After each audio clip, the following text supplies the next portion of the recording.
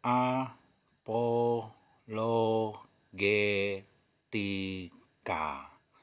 Kata apologetika sendiri menurut Wikipedia berasal dari bahasa Yunani kuno, apologia, yang secara umum berarti pembelaan. Bentuk kata kerjanya yaitu apologomai, memiliki arti melakukan suatu pembelaan, berbicara untuk membantah, baik untuk merespon tuduhan maupun tuntutan dalam sidang pengadilan. Sebenarnya kata apologet ini ditujukan ke siapa dan mengapa saudara kita mengaku-ngaku sebagai apologet? Ya, apakah yang dimaksud dengan apologet dan bagaimana kriterianya? Namanya berapologet, suatu agama tentu dia harus menyadari dan dia harus memahami kata ini. Cerdaslah dalam beriman dan temukan kebenarannya. Yang pertama, berapologet bukanlah berasumsi ria. Di sini jelas apologet itu melakukan suatu pembelaan, berbicara untuk membantah. Asumsi maknanya adalah dugaan yang diterima sebagai dasar, landasan berpikir karena dianggap benar. Jadi asumsi adalah dugaan yang diterima sebagai dasar berpikir karena dianggap benar. Dianggap benar bukanlah kebenaran. Yang kedua, apologetika juga bukanlah beretorika. Ya, itu beda.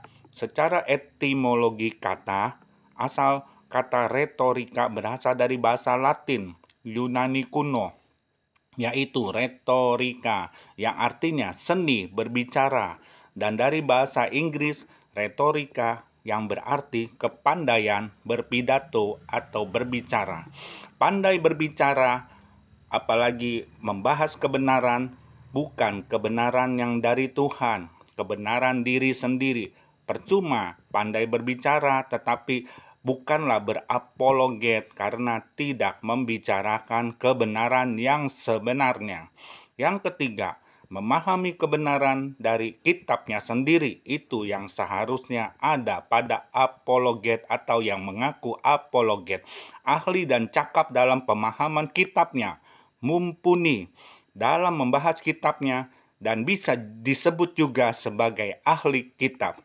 Yang keempat, seorang apologet dia harus dapat menjawab semua pertanyaan yang berhubungan dengan kitabnya sendiri dan dapat meneranginya, membuktikan kebenarannya sesuai dengan keyakinan dan kepercayaannya, bukan kitab orang lain.